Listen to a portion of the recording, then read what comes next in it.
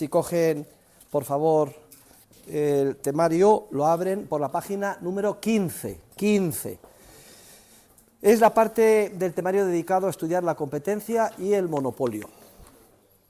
Y mi objetivo sería, si es posible, lo vemos en la clase de hoy, si nos queda un poquito, ya después del puente de la Constitución. De manera que en las 4 clases finales del curso, después del puente de la Constitución, la dedicaremos al estudio del dinero. Y con eso terminaremos el curso. Les daré al final unos consejos prácticos para salir muy airosos del examen y la calificación del examen final y que la calificación sea la más alta posible. Pero, como siempre, si hay alguna pregunta, es el momento de hacerla. Indicarles nada más que hemos terminado el tema 20 de la teoría de los precios y que reflexionen ustedes sobre él, que es muy importante, y vayan pensando en todas las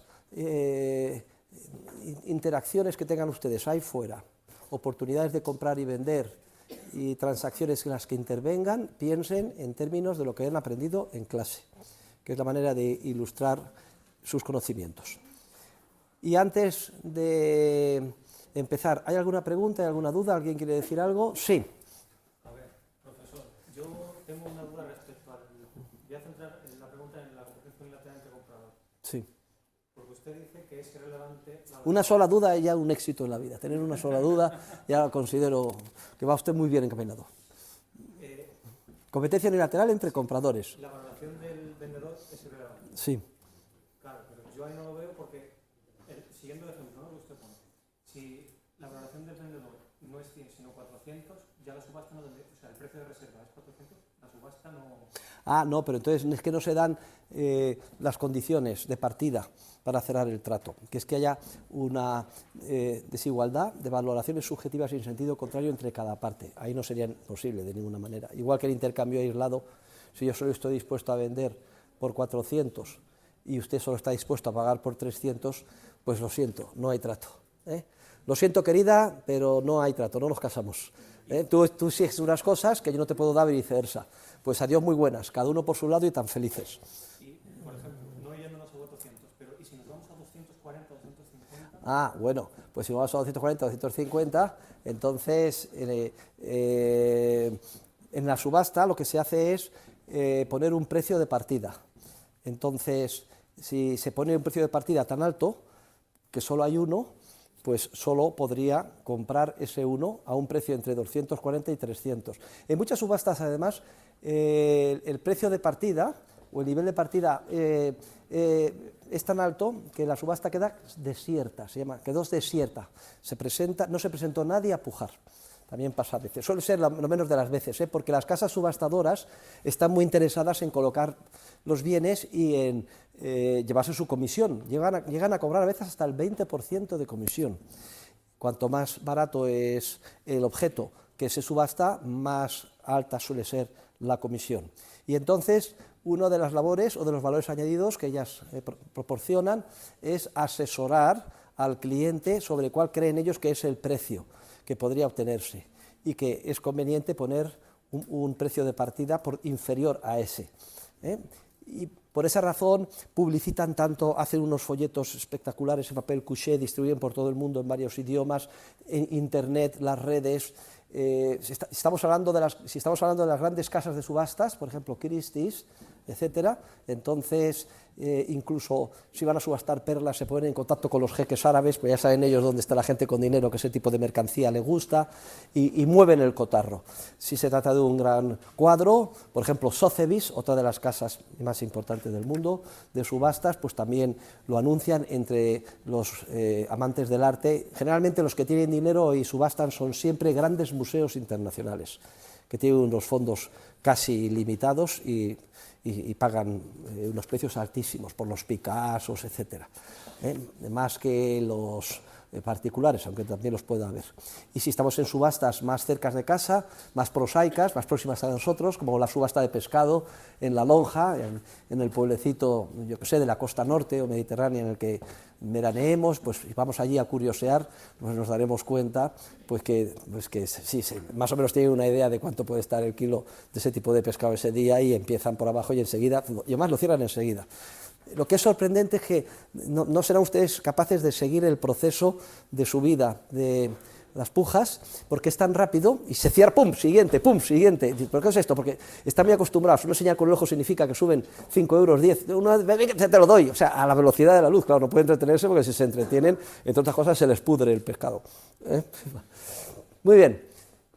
Más preguntas, muy buena pregunta. No hay más preguntas, pero hoy tenemos un distinguido invitado entre nosotros, que para mí es uno que haya decidido venir a clase hoy, no tenía ni idea de que iba a venir, pues sobre todo porque es un muy distinguido discípulo que hizo el máster en esta universidad. ¿Hace cuántos años? Bueno, años, más vale no decirlos. Pues si es tan amable, se levanta, se presenta y mire usted la gente joven, a las que el futuro nuestro depende de ellos. A ellos les tiene usted que arengar.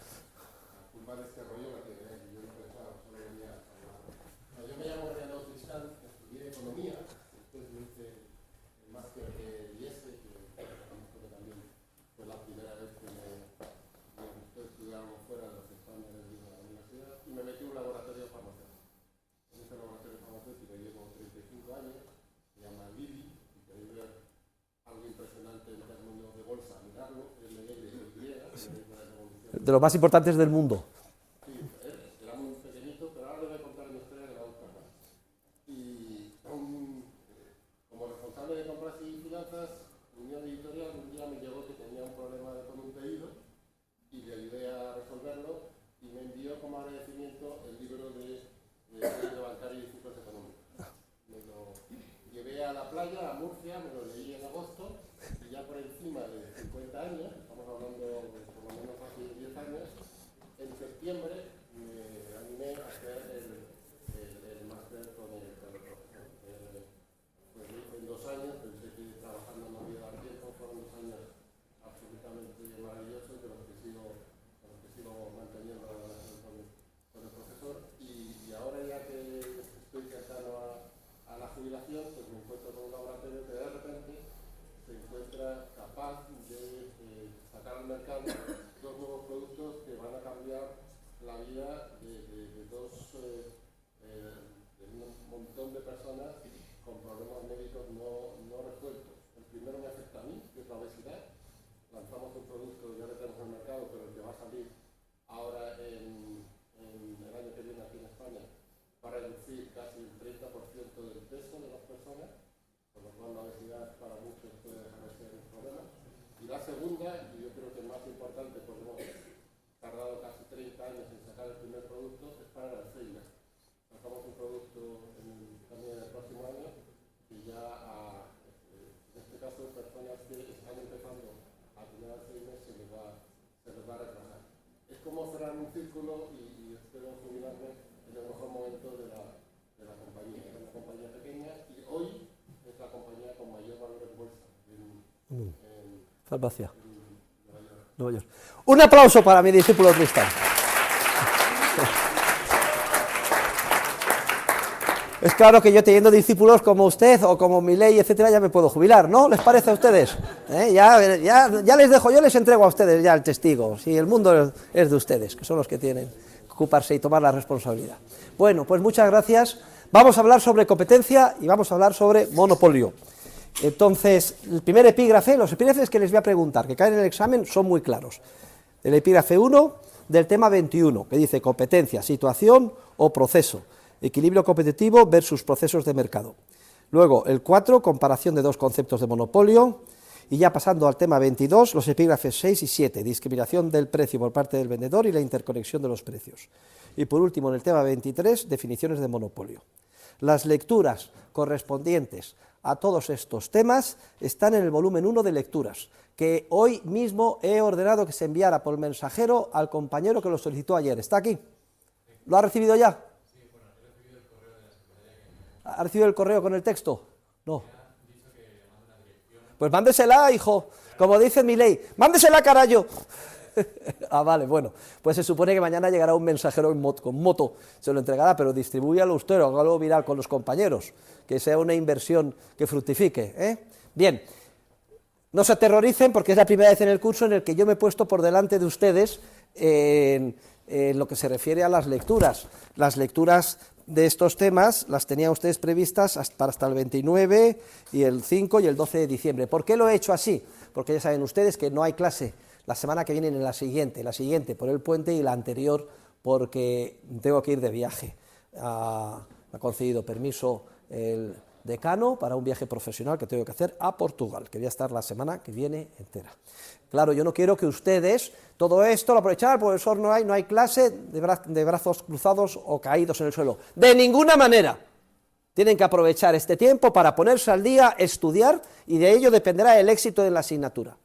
Porque cuando volvamos a vernos, en las 4 clases que nos quedan, que va a ser coser y cantar, vamos a explicar el dinero, se repartirá dinero, además en clase, cosa que hago todos los años desde hace 40. Luego se recogerá, pero se va a repartir, ya lo verán ustedes.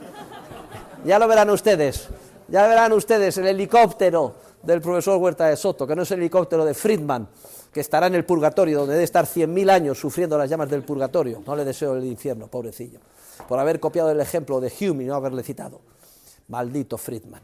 Pero no importa, nadie es perfecto, el profesor de ustedes repartirá dinero y entenderán ustedes ya con detalle el papel del dinero al que nos hemos ido aproximando cuando lo ha exigido el programa en las clases anteriores. Muy bien, pues vamos al primer epígrafe, competencia. La competencia es una situación, es decir, una foto, o es un proceso dinámico, es decir, una película. ¿Qué es?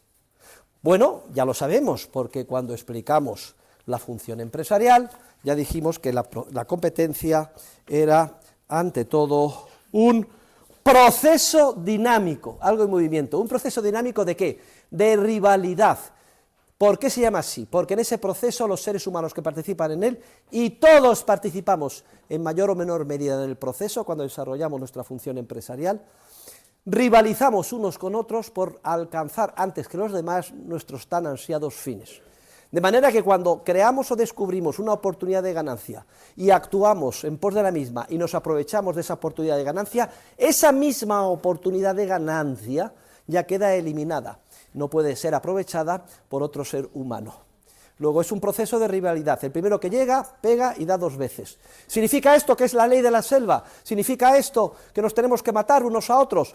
No, señores, es un proceso cooperativo, es un proceso pacífico, y además no debe de inquietarnos el hecho de que se nos adelanten algunos y aprovechen esa oportunidad de ganancia, porque en el fracaso está inserto el éxito futuro, y porque en el mercado, aunque cada desajuste se encarne en una oportunidad de beneficio que queda latente para ser descubierta por los empresarios el día de mañana, una vez que esa oportunidad es descubierta, y a través del proceso que vimos de Big Bang social empresarial, de creación de información, descubro la oportunidad de ganancia, transmisión de información, comunicación audiovisual y coordinación y ajuste, se produce, como si dijéramos, en oleadas sucesivas, un cambio generalizado por sorpresa, es decir, no previsto, en la información empresarial del resto de los seres humanos que no han alcanzado ese objetivo, lo cual da lugar a ulteriores desajustes que quedan plasmados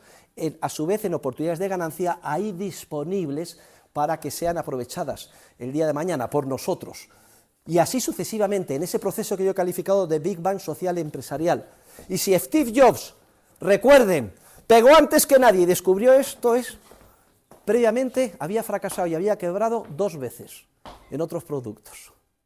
Y si yo, al final, en ese proceso de rivalidad, me llevo el gato al agua y me caso con la guapa de Nazaret, obviamente nadie más se puede casar con la guapa de Nazaret.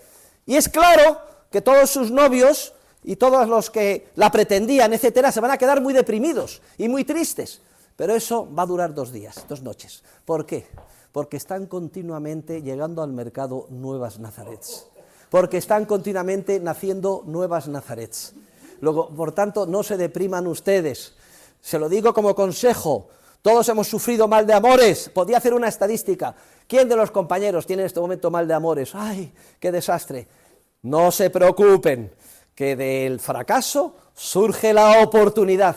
Que donde menos se espera, salta la liebre, que de debajo de las piedras surge la posibilidad de éxito futuro. Y si no se lo dicen a Steve Jobs. Y yo lo que quiero transmitir a mis alumnos a todos los niveles es un mensaje de entusiasmo, de alegría. En contra de lo que dicen los enemigos de la sociedad abierta y del mercado, el mercado y el capitalismo no es la ley de la selva, todo lo contrario, es un proceso competitivo, es como un juego, es como jugar al fútbol, como intentar meter un gol. A lo mejor pierdes el partido ese día del Real Madrid y te meten 5-1, como uno que vi yo, del Girona, que nos metió 5-1 hace unos años. Bien, pero no importa, hay múltiples otros partidos en los que podemos aprender de los errores del pasado y ganar el día de mañana. Y eso es lo que le da sal a la vida, esto es lo que la vida hace que sea bonita, sea atractiva, merezca la pena vivirla. Sobre todo se lo digo a ustedes, que son los jóvenes, que lo tienen toda la vida por delante. Y lo bueno es que en este juego, que es lo que da sal a la vida, los que salen ganando son los consumidores, y especialmente los más vulnerables, porque todo el ingenio empresarial se moviliza en pos ¿de qué?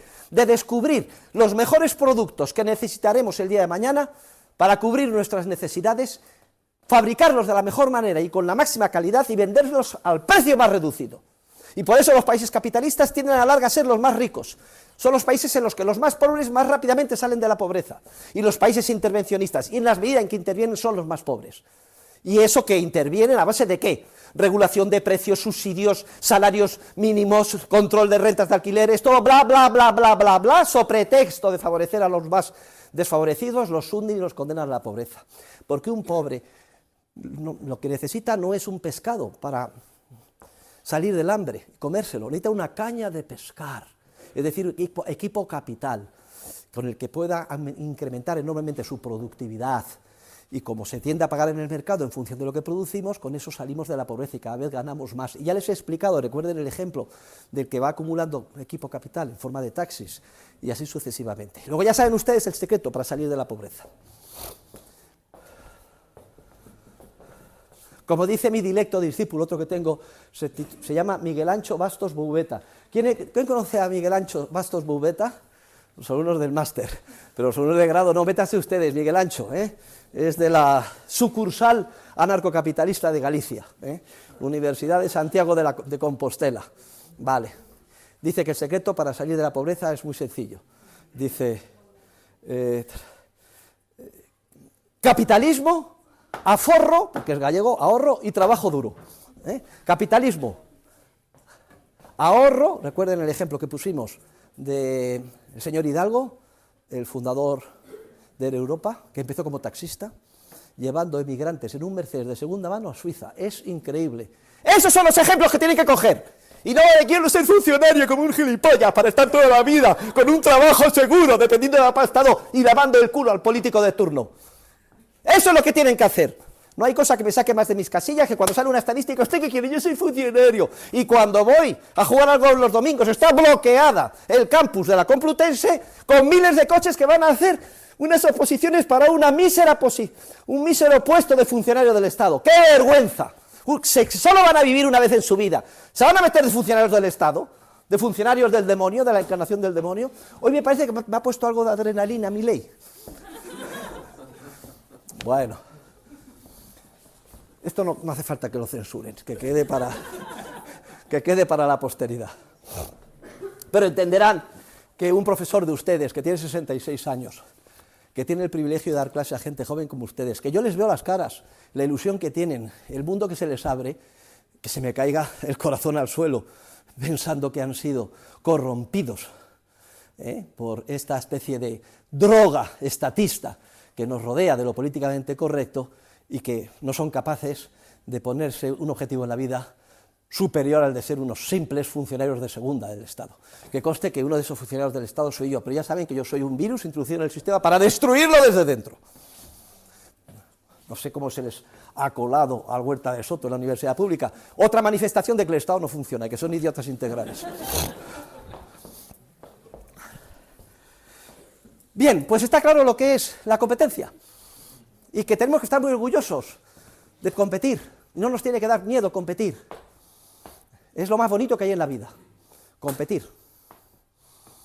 Pero no competir dando puñaladas, utilizando la violencia de manera coactiva, no, competir cumpliendo las reglas del juego, como en un partido de fútbol. Hay unas reglas, hay un árbitro que supone que es un juez independiente, es decir, el sistema judicial independiente en España con un tribunal constitucional independiente. Es como si el que pita diga, un momentito, vamos a reinterpretar las normas, porque aquí, claro, se ha metido un gol, pero obviamente esto de que gane 5-1 el Girona, no, vamos a darle la vuelta, bueno, al revés, que gane 5-1 el Real Madrid al Girona, no, el Girona es independentista, aquí se cambian las reglas, y vamos a anular los votos, los goles de uno para que gane el independentista. Oiga, que pase esto a la FIFA, al Tribunal Constitucional, dice, hombre, no está muy claro si la Constitución dice no, pero todo es interpretable, vamos, sí, al final sí, se anulan los goles. Las reglas del juego hay que respetarlas siempre, que son el derecho a la propiedad, a la vida y a la posesión pacíficamente adquirida. Y cumpliendo las reglas del juego, compitan ustedes. Serán, no solo se realizarán personalmente y serán felices, sino que harán felices a un número inmenso de personas a las que ni siquiera llegarán a conocer, que es la gran maravilla del mercado y la gran maravilla de la sociedad. Luego, la competencia es un proceso dinámico, es un proceso competitivo de rivalidad. Y sin embargo, queridos alumnos, la mayoría de mis colegas, la mayoría de los economistas, la mayoría de los catedráticos de economía y profesores, y la mayoría de los libros de texto de economía, presentan a la competencia no como una película o un proceso dinámico, sino como una situación, como algo estático, en equilibrio, como una fotografía, una instantánea en un momento dado. Y si en esa instantánea parece que ven que hay muchas personas o empresas vendiendo, entonces dicen que hay competencia. Y si solo hay una, dicen que no hay competencia. Pero además, para mayor INRI, para mayor burla, califican esa competencia de perfecta, le ponen el calificativo de perfecta, si además todo ese gran número de oferentes o de personas que venden el producto hacen exactamente lo mismo. Venden exactamente el mismo producto con exactamente las mismas características y todos ellos lo venden al mismo precio. Es decir, para mayor burla, califican de perfecta a una hipotética competencia que si algo la caracteriza es que en ella nadie compite, porque todos están comportándose de la misma forma, como el pingüino, produciendo el mismo producto. Nadie se desvive por tratar de innovar, de descubrir alternativas mejores, formas mejores de producir más baratas, nuevas campañas de publicidad, nuevos sistemas de distribuir el producto en el mercado, o una combinación de todo ello para llegar a un mayor número de consumidores y venderles productos cada vez mejores a precios más reducidos. Y ustedes me dirán, ¿y cómo es posible eso? Que en las aulas universitarias, que en los libros de texto, que mis colegas llamen competencia perfecta a un modelo hipotético que solo existe en sus enfermizas mentes matemáticas, que si por algo se caracteriza es porque en él nadie compite. Y la respuesta es esa, la acabo de dar implícitamente, la hemos comentado varias veces, también en la parte del curso dedicada a metodología. Obsesionados por imitar el método científico del mundo de las ciencias naturales, que se caracteriza por la constancia, solo estudian el hipotético modelo de equilibrio, es decir, una foto del mundo en el que no existen empresarios creativos. Toda la información se supone dada, constante y que no cambia. ¿Y por qué investigan ese modelo, esa fotografía tan irreal? Porque es la única que admite tratamiento matemático. Y como para ellos lo de vestir con lenguaje matemático es lo que da una aureola de prestigio científico a sus obras académicas, y para mayor INRE en toda la legislación de los ministerios de educación de todo el mundo solo ascienden los profesores y catedráticos que publican en revistas que llaman JCR, que son todas matemáticas, entonces aquí es la pesquería que se muerde la cola, el sistema se retroalimenta. Y entonces, al final, se hace con los departamentos los economistas matemáticos, inyectan su veneno ideológico y su error científico en generaciones de alumnos, salvo la excepción extrañísima de que se cuele algún Miguel Ancho Bastos Bubeta o yo, lo cual demuestra que el Estado no funciona. Y así sucesivamente. Pero les repito, quizás esto les parezca una parodia jocosa, y hasta cierto punto, una parte pequeña lo es, pero responde exactamente a la realidad. Y por eso el primer epígrafe que tiene que quedar bien claro es cuál es el concepto correcto de competencia frente al concepto erróneo de competencia. El concepto correcto de competencia, la competencia en su sentido dinámico, frente al concepto erróneo de competencia, la competencia en su sentido estático.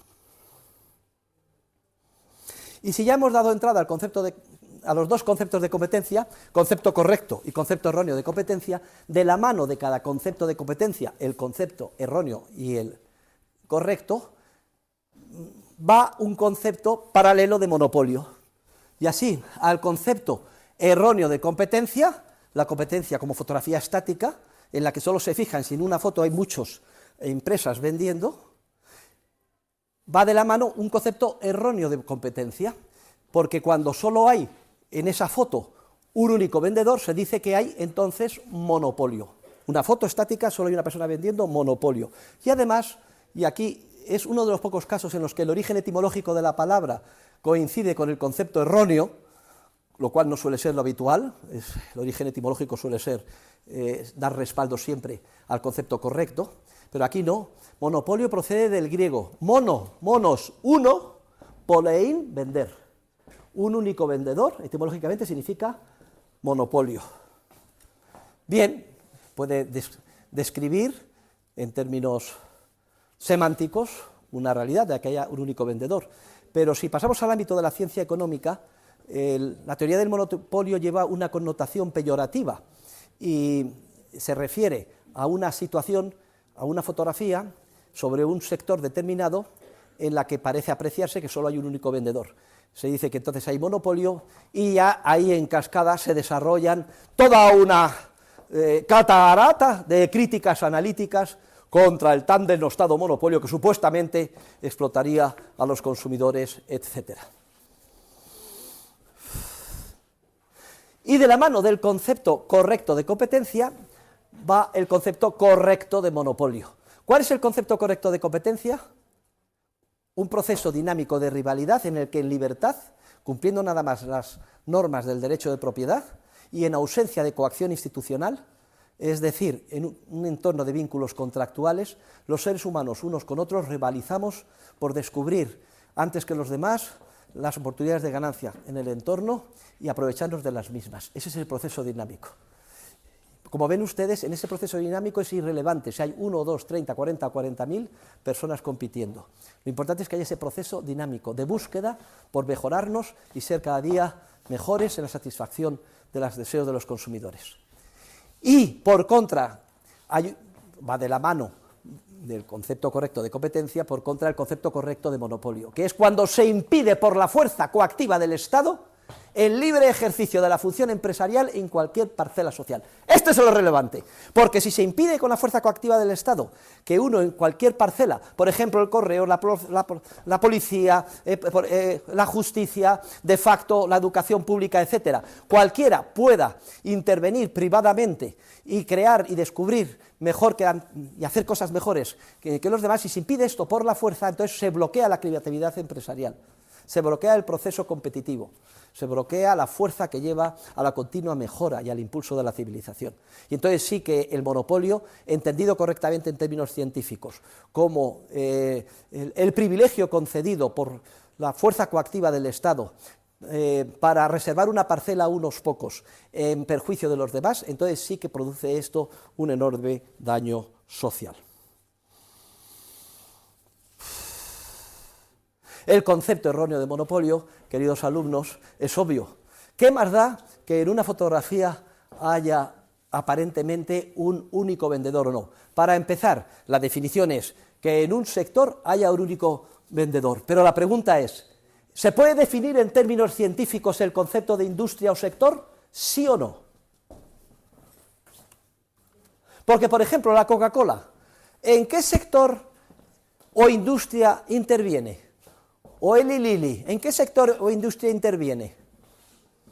Obviamente, si decimos la industria de bebidas para quitar la sed, obviamente, ahí no hay monopolio, porque podemos quitarnos la sed con agua, agua del grifo, agua mineral, Coca-Cola, Pepsi-Cola, Aquarius, vino, y así vamos. Hombre, no sé si alguien se quitará la sed como en las películas del oeste, con un garrafón de 5 litros de whisky malo, y luego caerá con un coma etílico al suelo, no lo sé. Pero desde luego que hay muchas empresas posibles.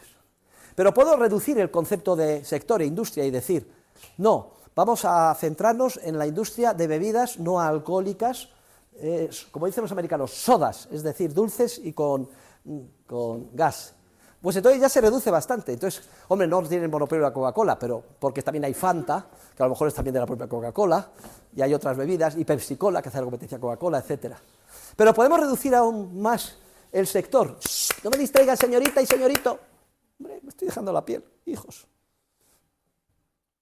Podemos reducir todavía más el concepto de industria y sector y decir el sector de bebidas, sodas, gaseosas, dulces, oscuras, y además que hace el anuncio de Coca-Cola, reduce tanto que al final siempre se puede llegar a una industria tan restringida o reducida en su definición que al final todos sean monopolios.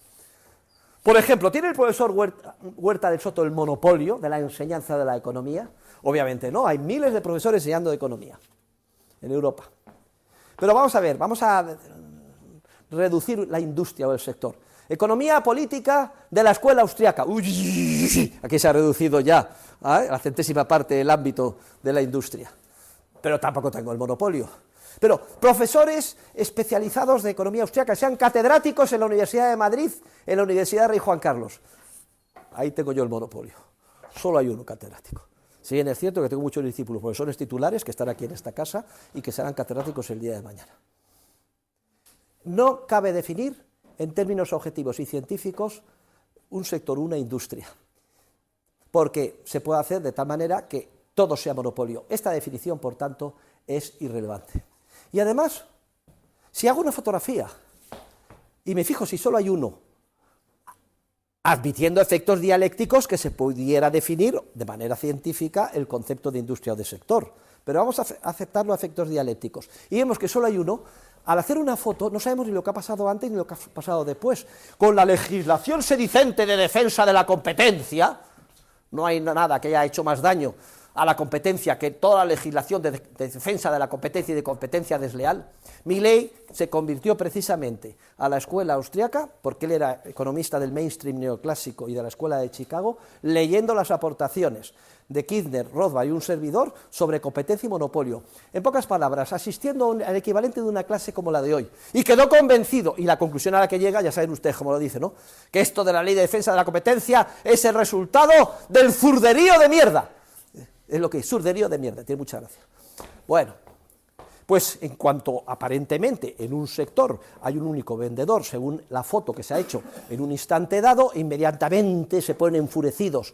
¿Quiénes? Los expertos, que los magistrados del Tribunal de Defensa de la Competencia, los funcionarios del Estado, dicen, monopolio, monopolio, monopolio, explotadores, hay que acabar con ellos, procesarles, meterles multas, y salen como grandes y rimbombantes noticias en la televisión, y todos los ciudadanos manipulados dicen, qué bien, que papá Estado se ocupa de protegernos de estos desalmados monopolistas que solo pretenden explotarnos y chuparnos la sangre, especialmente a los más vulnerables y a las clases populares. Y todos están contentos.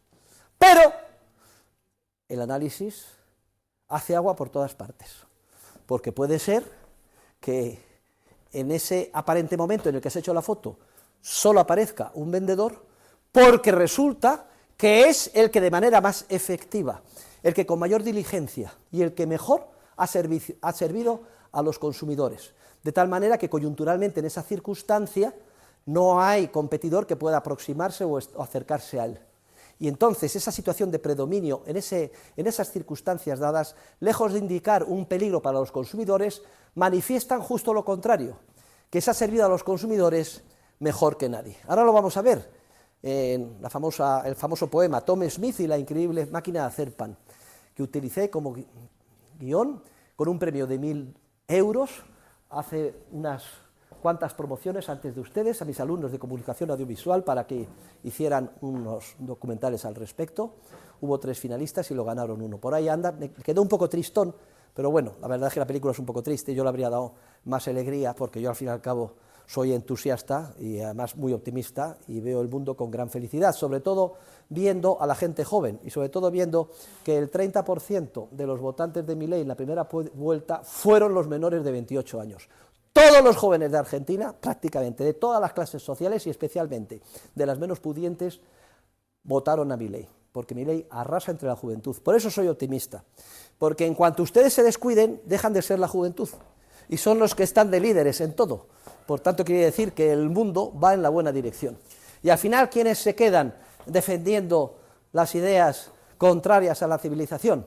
Por ejemplo, veía un vídeo ayer muy divertido de la recién estrenada ministra de Infancia, donde defiende que no hay mejor persona que Lenin, y que qué es eso de calificar a Lenin de perseguidor de la sociedad y de genocida, que nada más lejos de la realidad.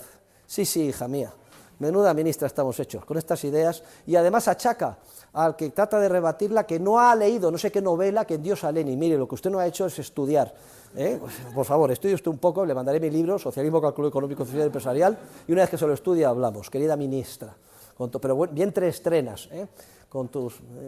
anda que vamos a llevar con tranquilidad a nuestros hijos y pequeños nietos al colegio, siendo la ministra de la Infancia, gran admiradora de Lenin, es tanto decir como admiradora de Stalin, o de Hitler, o de Mao Zedong. Luego, el ser mejor que nadie en un proceso competitivo nos lleva a que en muchas ocasiones tengamos tanto éxito que somos capaces de preponderar sobre los demás y aparentemente de quedarnos solos. Pero ojo, la situación de predominio en el mercado, en un entorno de libertad de empresa, cada día es un nuevo amanecer. Y no puedes dormirte en los laureles. ¿Verdad que no, Tristán? No se puede dormir en una empresa en los laureles. En el momento en el que te duermas en los laureles, dejes de innovar, dejes de tratar de ser el mejor, dejes de tratar de buscar el mejor precio para los consumidores. En ese momento empezarán a surgir competidores debajo de las piedras que pondrán en peligro esa situación de predominio. Y si no, que se lo digan a IBM. Ustedes son muy jóvenes. ¿Alguien de los jóvenes ha ido a hablar de IBM? Me suena. Mire, si nos metemos en la máquina del tiempo y nos vamos hace 40 años, o 50, 1970, IBM era... Perdón, señor, Dios en el ámbito de la informática. Se lo digo así, no había nada más que IBM, International Business Machines. Todas las empresas tenían una IBM, todas las que, pues, sí, presumieran de algo. Y entonces, ahí viene la tentación, tienes tanto éxito que mueres de éxito. ¿Qué hicieron? ¿Dejaron de innovar? No es que dejaron de innovar, es que un día ellos apostaron por los mainframes. ¿Saben lo que es un mainframe? Un superordenador gigante jerárquico, con un programa y un sistema operativo único y con miles de terminales. Y un día llamaron a la puerta de IBM, dos ninundis como ustedes. Miren, tenemos aquí una idea. Pasen, ¿qué idea es? Mire, se nos ha ocurrido que en vez de un ordenador mainframe, hacer una cosa muy pequeñita, se llama ordenador personal. Aquí tenemos una muestra, hemos hecho una en el garaje, y esto tendría la posibilidad de que llegaría a las familias, y muchas empresas que no pueden permitirse el lujo de tener un mainframe, podrían tener este ordenador pequeñito, y no solo eso, sino que vamos más allá. Se nos ha ocurrido que para poder llegar a acercarnos a la capacidad de proceso que tienen sus mainframes, podríamos conectar los diferentes, estos ordenadores pequeñitos unos con otros, etcétera. Y los grandes expertos de IBM, gilipollas estos, patada en el culo, ¿qué se han creído? Eso no puede tener nunca éxito, un ordenador personal, pero ¿dónde se ha visto semejante monstruosidad? Pero si para llevar un ordenador a Metropolitan Life en One Madison Avenue tenemos que parar toda la avenida y con grandes grúas subir de 20 toneladas el ordenador y haces el show y todo el mundo dice IBM. Bueno, estos ninundis luego se fueron a Rand Xerox y luego terminaron y fundaron pues las que conocemos del Silicon Valley y arrasaron. Y al final, ¿qué pasa? Que IBM quedó convertido en una empresa de segunda.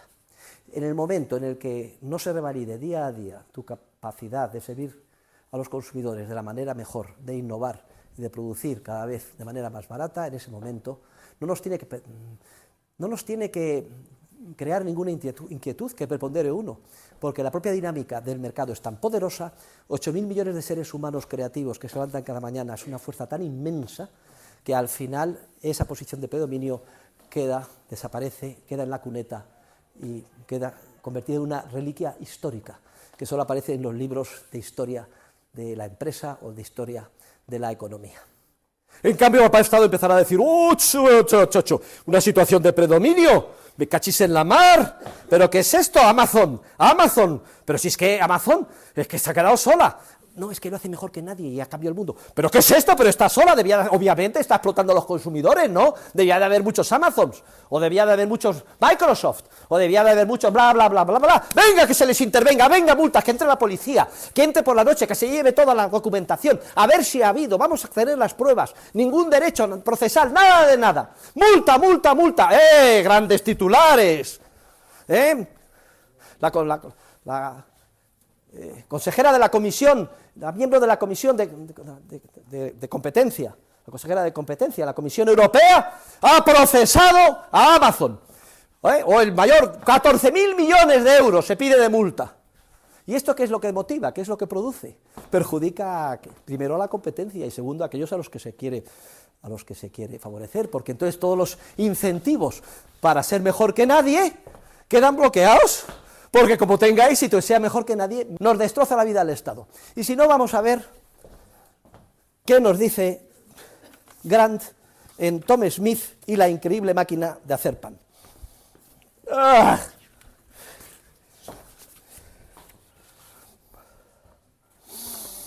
Lo tienen en la lectura del volumen 1 de lecturas. ¿Hay algún alumno que se haya hecho, o alumna, con el volumen 1 de lecturas autónomamente? Porque no es tan difícil, se puede pedir en Amazon, etcétera. Nadie. Leo Tom Smith y la increíble máquina de hacer pan. Dice, es el guión de la película, pueden buscarla ustedes, la que hicieron sus compañeros, que se ganaron 1.000 euros, les vino de perlas, fueron 3. Dice, esta peregrina historia trata del buen Tom Smith, que le quitó el hambre al mundo.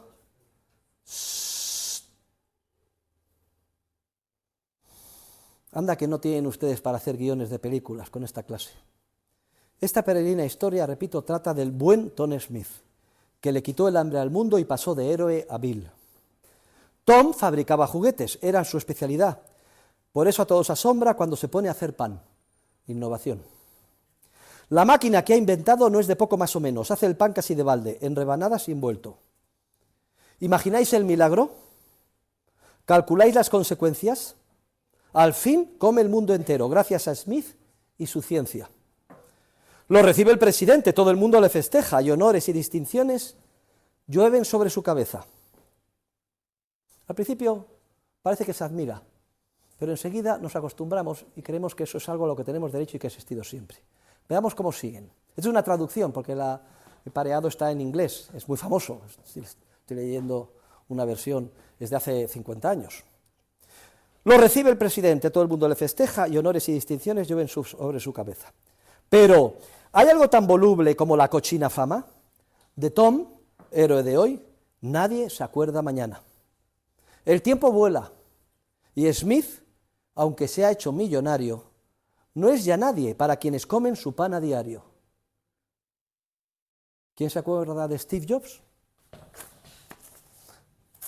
Fallecido ya hace unos años de cáncer de páncreas. No, pero yo tengo derecho a esto porque ha existido siempre. ¿Quién visionó esto? ¿Quién arriesgó su dinero por esto? ¿Quién contrató, jugándose la vida y su fortuna a miles de trabajadores para hacer esto? Nadie lo sabe y a nadie le importa. ¿De dónde viene ese pan?, le preguntáis a la gente. Y ellos comen y se extrañan. Ah, pero ¿no lo hubo siempre? La verdad es que eso a Smith no llega a quitarle el sueño, pues piensa, todo va bien. Yo rico y ellos contentos, y comen. ¿Que todo va bien, Smith? No contabas con la huéspeda. Si no, ved lo que pasó a partir de aquella fecha, en que al subir los impuestos el Estado, y aun sin irse de la mano, tuvo que subir el pan. Ahora cuesta ya 1 centavo.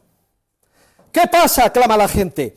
¿Qué pretende el muy infame? ¿Quiere apilar más millones a cuesta de nuestra hambre? Vean su caricatura, gran panza. Hombre, yo la pastillita esta que ustedes saquen, a lo mejor también me la tomo. Gran panza. Yo es que si no fuera por las clases que adelgazo un huevo, estaría un trullo. Gran panza, hocico porcino. Así se representan los capitalistas. Quitando el pan de la boca a un famélico chiquillo. Y como el pueblo es lo primero, ya nos hemos enterado que no es la soberanía nacional, esto es soberanía popular. El pueblo es lo primero. Si no, lean ustedes la exposición de motivos del proyecto de ley de amnistía. Se han inventado un concepto nuevo. Como el pueblo es lo primero. Nadie podrá discutir que en asuntos de esta clase a él le toca decidir. Democracia. Intervienen presurosos los agentes del gobierno y lo que encuentran les pasma. El trust del pan, nada menos. Trust, T-R-U-S-T en inglés, significa el monopolio del pan, nada menos. La cosa se pone seria y curándose en salud, Smith decide pasarse por la oficina antitrust, la oficina de antimonopolio, el Tribunal de Defensa de la Competencia que nos protege a todos. Allí va sombrero en mano, humildemente, me he traído mi sombrero en mano, va humildemente el pobre de Smith. Los han engañado a ustedes, yo no he quebrantado la ley. Pero el funcionario advierte, en época tan compleja no basta la ley, hermano.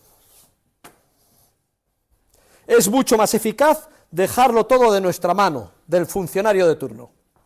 Y por si usted no se encuentra ducho en estos menesteres, le diré cuál es la norma, para que de una vez por todas se entere. Resumen de la Ley de Defensa de la Competencia y de Competencia Desleal. Aumento ilegal del precio es cobrar más que un colega. Si usted cobra más, aumento ilegal de precio. Pero si usted cobra de menos, es competencia desleal. También multa. Y téngalo bien presente, no haya en esto confusión. Si cobran todo lo mismo, será confabulación. Luego está clarísimo. No puede usted ser demasiado bueno. Competencia desleal.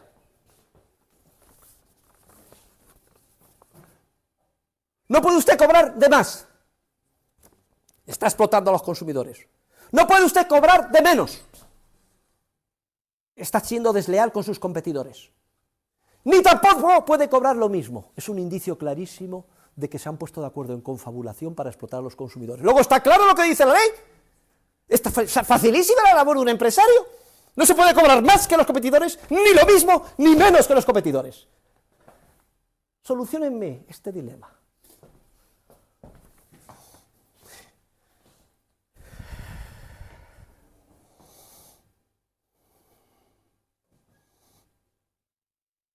Debe competir, es cierto, pero ande con pies de plomo, pues si conquista el mercado, ¿qué más claro monopolio? Esto es como estar... compita usted, pero mucho cuidadito, ¿eh? Con un corsé. No vaya a ser que sea demasiado bueno y la jodamos. ¿Ustedes creen que pueda así avanzar una sociedad? Venga, a meter el golf. Sí, pero no corramos demasiado, ¿eh? Cuidado, no vamos a... No vaya a ser que a lo mejor meta el gol. O sea que esto es... Venga, vamos a pasarnos, un poquito... La sociedad gris destruida del Estado, que nos lava el cerebro. Hay que rebelarse contra ese corsé.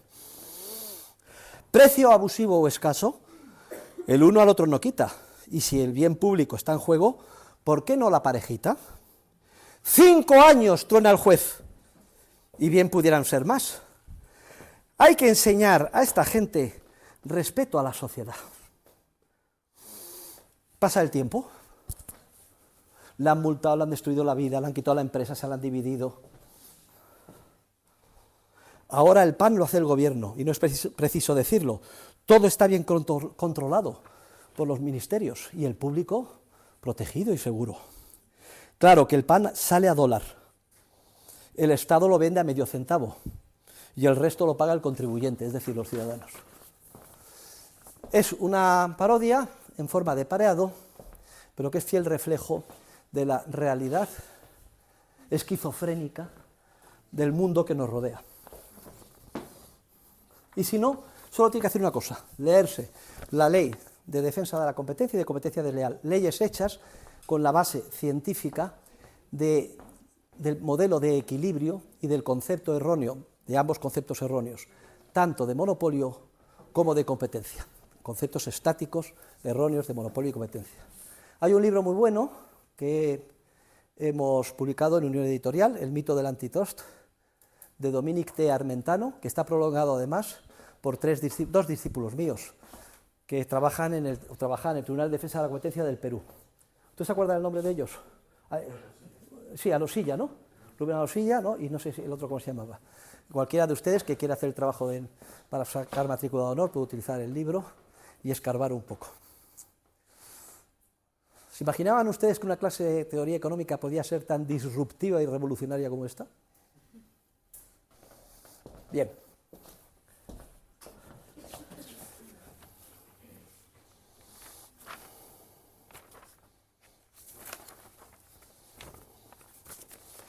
Vamos ahora, bueno, son ya las 8:05.